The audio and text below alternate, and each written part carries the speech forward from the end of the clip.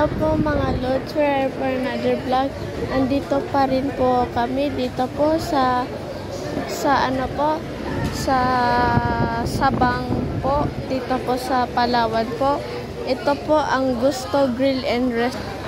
Unlimited food po. Buffet po ito. Kung may tourist guide po kayo, papunta dito po sa Sabang, first po, papark muna po kayo para kung gusto nyo mangrove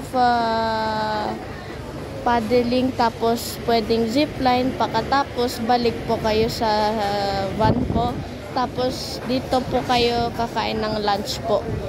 Mayroong fresh fruit shake na for 100 pesos po for large, tapos may unlimited food po at may juice po, may water and iced tea po, lahat po.